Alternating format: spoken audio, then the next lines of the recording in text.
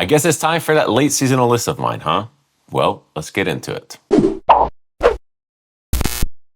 Hello, welcome back to Seldom Way Often. I'm Daniel, today we're talking fragrances, and welcome to my seasonal list video, specifically my late seasonal list video. Even more specifically, these are those fragrances that really define the spring and summer season of 2025. And although I like these fragrances very much, they're not my favorites of all time, they're not my most worn, these are just scents that I really connected with these past two seasons. These are scents that to me really represent these past two seasons. And me as a person, I'm not necessarily known for making lists. I think that I have 3 on my channel, 2 of them being these late season lists. So yeah, here we go. Here's my late list of most favorite fragrances, of most meaningful fragrances of spring and summer of 2025.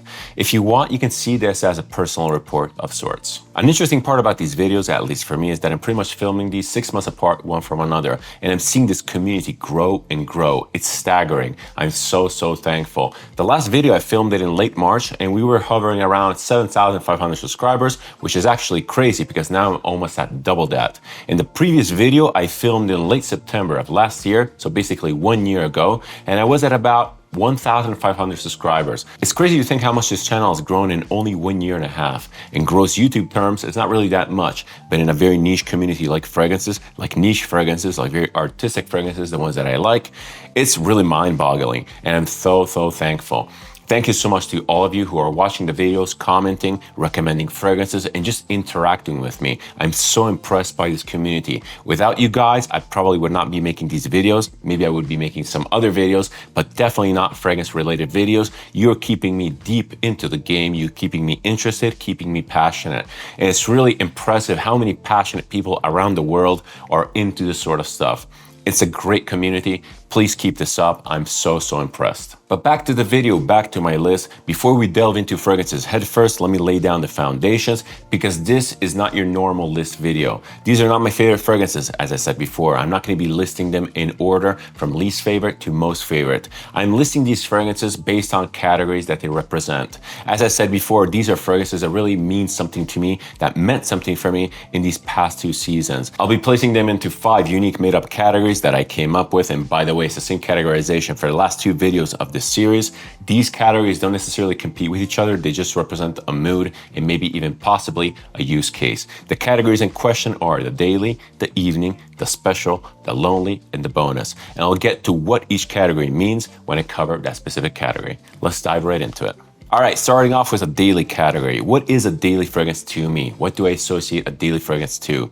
To me, a daily is one of those scents that you really put on at the start of the day. You put it on in the morning to really kickstart your day, to get yourself moving, to get yourself motivated. And specifically for spring and summer, I really would like to associate this fragrance to warmth, to sunshine, and to vibrant colors. This is the type of fragrance that will get me outdoors. This is the type of scent that will get me energized. And for these seasons, I really wanted to go for a citrus scent. I've been digging citruses a lot. For whatever reason, spring wasn't really super prominent in my area. So basically I have almost no memory of it. And I'm really connecting this scent specifically to summer. And although a little bit torn on my choice for my daily category, ultimately I decided to go for Isola by Meo Fusciuni. I got this fragrance at the end of June and it's been a marvel. It's been a magnificent wear. I love this fragrance so much. I put in a huge dent.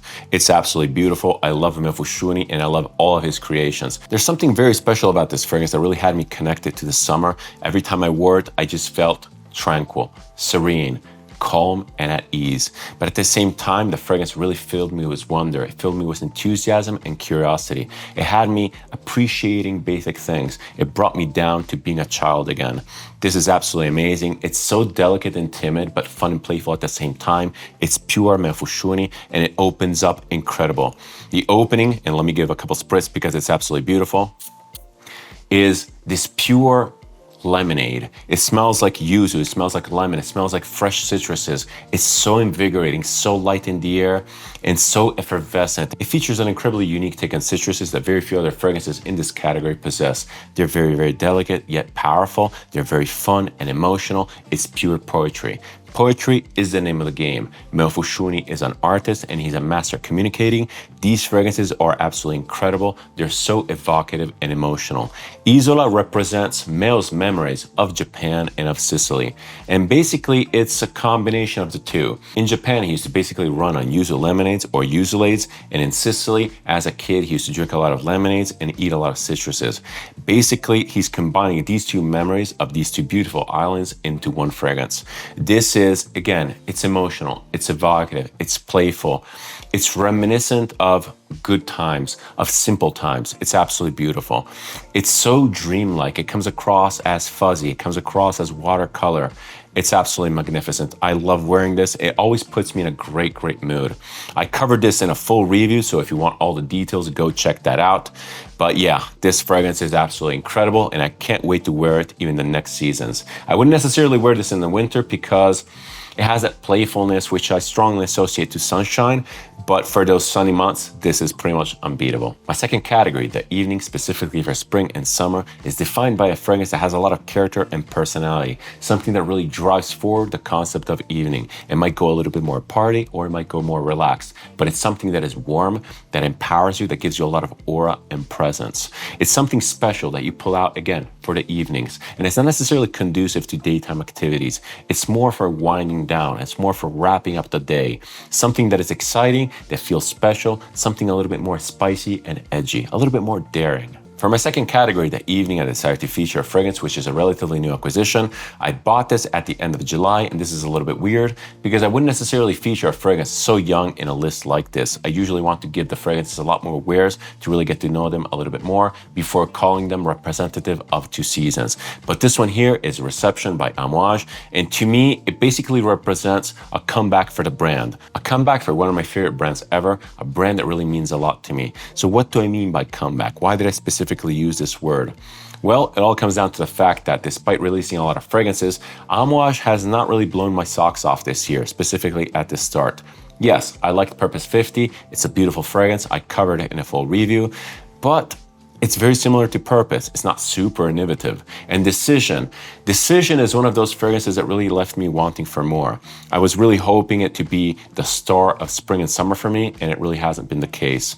And I was a little bit let down by the brand. Not let down in an upset way. Again, I'm not throwing shade on the brand. They did what they needed to do. They did what they thought they needed to do. But Decision was really not for me. And when I traveled to London just for a weekend at the end of July to visit my buddy Mo from the channel Sense for Thought, and we walked into Harrods to get this, and we sampled it in a park and filmed it on a video, I was blown away. This fragrance is everything that I was hoping it to be. It's very, very exciting, very energetic, it's very innovative. It smells once again like an Amouage. I'm very, very happy about Reception, and I decided to feature it just because of this, just because it reignited my enthusiasm for the brand. Wow, the opening of this is really, really great. It's super unique. I fully realize that this fragrance is not easy to get given the fact that it's a London Harrods exclusive, and that is kind of a pity. It's a little bit of a pain in the ass, but it is objectively very, very good. It's perfumed by Pierre Negrin, the Knows That Perfume, my all-time favorite fragrance, Amouage Interlude 53. This fragrance does not smell like interlude whatsoever, but it still retains a lot of boldness. It's very, very creative. It's super fun. I love wearing this. In my opinion, Reception really encapsulates the creativity of Amouage and connects it to the spirit of the Essences collection. This is absolutely beautiful, and every time I wear it, again, it puts a smile to my face. There's a theme here. I really like fragrances that make me happy, that really excite me. And this thing here, specifically in the opening, does just that. This smells like coffee. Not necessarily normal coffee. It smells like Arabic coffee. It's very, very spicy. It's very green. It has a distinct mentholated aspect, which is incredibly unique, especially when you put it on skin. It starts blasting this minty freshness for hours and hours. Really, really amazing stuff. Again, it's super unique. It smells absolutely insanely high quality. Given the price tag, given the fact that it's an Essences collection, this is pretty much a no compromise product. Admittedly, the dry down could be a little bit more interesting. It could be a little bit more creative. It's not bad by any stretch of the imagination. It goes into this very, very high quality sandalwood. It's just that it pales in comparison to the opening. The opening is the star of the show, and it's absolutely beautiful, super, super unique. I chose this as my evening scent, despite I'm thinking that this is an all-day scent, all-season scent for that matter. But in the evening, it really shines. It really gives you that presence. It really gives you that boldness. It has a beautiful sillage. You can definitely smell yourself for hours. It comes and goes. It smells high quality. absolutely amazing. I love wearing this and I wear it a ton. I wear it a ton, specifically considering that I got this relatively recently.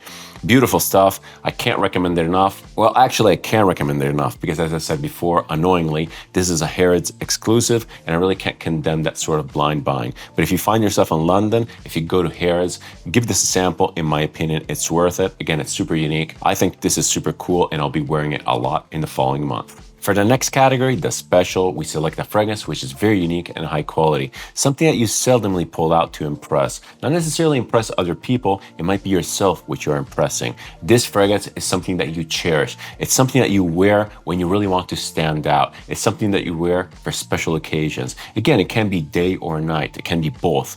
The fragrance that I'm selecting is a returner. It's that one that I featured last year in this very specific category. This one here is Ambre Supreme by Les Indemodables. What can I say about this fragrance that I haven't said already? This, in my opinion, is a masterpiece by perfumer Antoine Lee. It's one of my favorite fragrances of all time. Actually, it's top 5, and I featured this already in multiple videos and even gave it its own review. This is incredible. It's mind-blowing. It's perfection in a bottle. I would be happy to signature scent this for the rest of my life. It's so good that I would be happy to only own this for the rest of my life. It's so good, in fact, that I'm almost gatekeeping it to myself. I'm scared of wearing off the effect that this thing has on me. As I said before, in my opinion, this fragrance is a complete masterpiece, and this very bottle might be the first one that I actually finished from my collection. This fragrance feels and wears special. It smells special. It's so special, in fact, that I pretty much made up this whole category last year for this fragrance. It smells incredibly unique. It features real ambergris, which is very, very rare and uncommon for fragrances these days. And the real ambergris here is the star of the show. It gives this fragrance an immense bubbliness. It's so effervescent, so clean and dirty at the same time. It feels incredibly luxurious and super well made. Again, real ambergris, in my opinion, is very difficult to replicate smell-wise. The synthetic stuff never really hits the same notes. Yes, there's high quality ambrox and there's high quality synthetics, but none of the alternatives come even close to the real thing. This thing here smells exceptionally luxurious. To describe the scent profile, to tell you what it smells like, imagine the best smell of skin, of human skin possible, a skin that has been at the beach, the cleanest, the most refined, the most luxurious beach ever. And you're walking home from a day at the beach and your skin is radiating with warmth. It has a little bit of bubbliness, it has a little bit of saltiness, but in the most clean, polite way possible. It's slightly animalic, but not fishy at all. It's so beautiful and so bubbly. It gives the scent an incredible push off the skin. This beautiful, luxurious, clean feel is emphasized by the aldehydes in here and by the florals. This scent has so many complexities. It has so many details. Every time you wear it, you discover something new. This thing changes so much according to temperature, to mood, to weather. This changes so much, it's incredible. It shifts around, it moves, it evolves with you. And this is one of the reasons why I would be more than happy to signature scent this for the rest of my life. It's pretty much faultless, and weirdly, it doesn't really move me emotionally. I see this as a pure pragmatic masterpiece. Antoine Lee and Les Indemodables really pulled off something special in this one, and unfortunately, I think that it's not selling as much as it should because it's probably misunderstood. You really need a lot of wears to really understand this thing, and I think that they're going to discontinue it. I'm really, really scared of that, so I think that I might be required to purchase mini backup bottles. I'm not really sure. Again, this is beautiful. I highly recommend it if you're into ambergris, if you're into a good representation of ambergris with a nice aldehydic opening, a nice floral opening, this is the one. I highly recommend sampling it, but sample it with care. This is a scent that really needs time to be understood, and spray a lot of it on. I discovered in the recent months that spraying a lot of this on really emphasizes this bubbling, effervescent effect of ambergris, and it gives the scent a lot more longevity. It's beautiful. Again, I can't fault it. It's one of my favorite fragrances of all time, and this is extremely special and deserving of the special category. Next category is the Lonely, and as the name implies, this is definitely a fragrance that I wear for myself and myself only. This is something that I usually put on in the evening. I go out for a walk, and it's a fragrance that really serves my Zen side. It really gets me thinking. These fragrances are sometimes a little bit more challenging, a little bit more weird. They're fragrances that trigger my imagination, that trigger my creativity, and they really allow me to zone in. I love these fragrances. This is probably my favorite category. These are the type of fragrances that I live for. This is the type of perfumery that really gets me excited. Some of these can be very abstract and artistic. Some of them can be very evocative and emotional. But surprisingly, I think that the fragrance that I selected today was designed considering none of these factors. This one here is by the house of Profumum Roma, and it's Thundra. Once again, I feature this fragrance a ton. I pretty much non-stop talk about it. It's incredibly unique and very, very special to me, and it's made by one of my favorite fragrance houses ever, Profumum Roma. A brand that doesn't really care much about anything. They don't really follow trends. They don't really follow the market. They make fragrances according to their way of doing, to their schematic. And it's very, very special. The fragrances all are very simple. They're very direct. They're pretty much one ingredient fragrances, but the way they develop, the way they showcase their details and nuances is second to none. And I decided to showcase Thundra specifically over stuff like Arzo, over stuff like Acqua di Sale, over all of the other Profumum Roma fragrances that I have, because it smells so incredibly unique. This is probably one of the more unique smelling fragrances in my collection. It basically smells like a forest floor, like a damp forest floor, not necessarily in the winter, but maybe after a rain. It smells like mushrooms. It's very, very, very particular. I'm not really sure how they achieved this, if by mistake or by design, but it just comes across as incredibly evocative to me, almost to a surreal level. This is timid, it's subtle, but it's also present. It has this aura around it. It sits close to the skin, and for good measure, because if this would be powerful and projecting, it would probably choke people out because of the weirdness of the scent profile. But it's, I don't know, it's perfect. I love it. I love everything about this. If you wear this, you might be tempted to think that it's too weak, that it's faint. But that's the magic of these scents. It's the magic of this, and it's the magic of Arzo. This is, again, it's not even a fragrance at this point. It's more like a smell. It's something which is evocative. It smells like nothing else in my collection, as I said before. And the best way to describe it is a damp, minty patchouli. And it doesn't even smell like patchouli per se, but it has a distinct mustiness, which is common in patchouli notes. The mintiness is also not super obvious. It just adds that degree of freshness, making the scent incredibly unique. I decided to feature this in the lonely category because, again, it's not necessarily a fragrance. It's more of an environmental smell. This is more like an atmosphere enhancer. If you put this on, you are immediately brought to this forest, which is damp, which is woody, which is leafy. It's very, very particular, and it works wonders outside. If you're the type of person that goes for hikes in the forest, putting this thing on hits like no other. It's absolutely beautiful. I love it so much. And I can't see myself replacing it anytime soon just because it's so special. I'm struggling to review it because, again, it's not even a fragrance. It's so weird and specific. I love it. I love Profumum Roma because they create stuff like this. This, even more than the previously mentioned Ambre Supreme, is one of those fragrances that I just can't see selling. I just can't picture the average Joe liking this. In order to appreciate this, you really have to detach from the concept of perfumery. You really have to see this as not even necessarily art, because I think that Profumum Roma is a fairly practical and pragmatic house. I think that Profumum Roma designed this as a patchouli fragrance, and it just kind of fell into whatever it is, and they decided to call it Thundra. I like this stuff. I like what it represents. It's very, very experimental, very edgy in its subtleness, very edgy in its timidness. It's so beautiful. I love it so much. And I decided to feature this among these 5 fragrances because this kind of represents my spring, or my experience in spring, because we didn't really have spring, and even summer was incredibly rainy, was incredibly cold. Yeah, this year summer season wasn't really a thing. It was always raining, it was always damp, it was always dim. I'm not complaining because I love that mood, but this fragrance really represents my experience, my reaction to these last months. Last category is the bonus. This is a little bit of a weird category because it doesn't necessarily represent a specific mood or a use case. This is for fragrances or brands that I deem important. Fragrances that mean something to me. Last year, I featured Bee by Zoologist, and I think that Zoologist in general is a super important brand. It means a lot to me. I connect with it, and it really represents fun factor and irony, something that should be added to the fragrance industry, something that we all could use a little bit more of. Today, as much as I love the brand, I'm not going to be featuring a Zoologist. I just don't want to come across as repetitive. I'm going to be featuring a fragrance from an ultra niche brand that I discovered this year, an ultra niche brand from Chile. You know what I'm talking about. This one here is Melinka by 432. This is another one of those fragrances that I've talked a lot about. I even featured it very, very recently in its own full-fledged review. This fragrance is very special to me, not only because it was gifted to me by a person that went to Chile, but also because of its scent profile. This is absolutely glorious. It's one of my favorite scent profiles ever.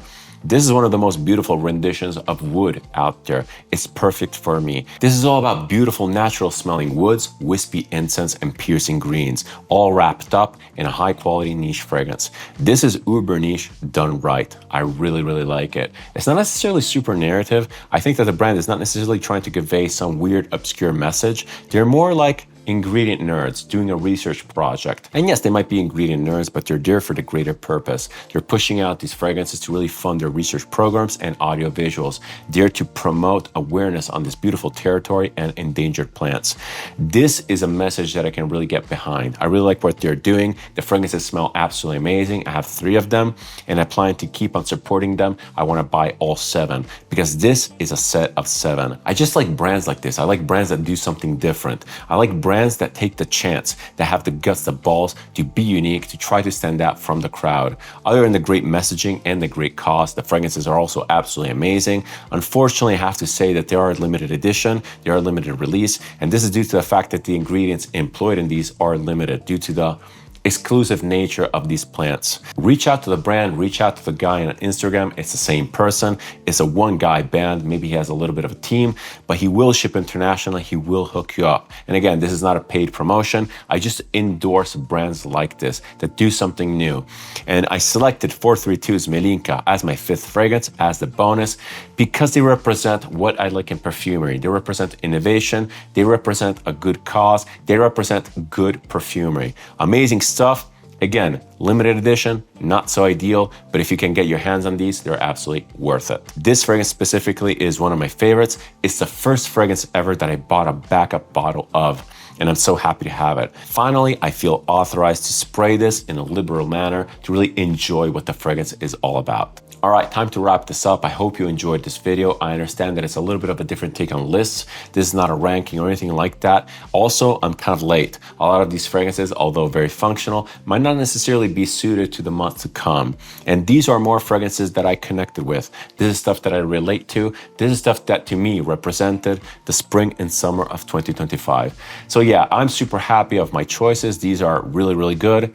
I can't wait to wear some of them more. Some of them, as I said, are very, very versatile and will be carrying me down into the fall. Specifically Thundra and Reception, absolutely amazing stuff. Also, Ambre Supreme is arguably a year-round scent, absolutely incredible. Thank you so much. It's incredible. This channel has been growing so much. I'm so impressed and I can't wait to bring you more content, more reviews, maybe even new formats. Let me know down in the comments if you have any suggestion, if you have any opinion. Again, thank you so much for watching. Thank you so much for everything, for your support, for your engagement. See you in the next one and cheers.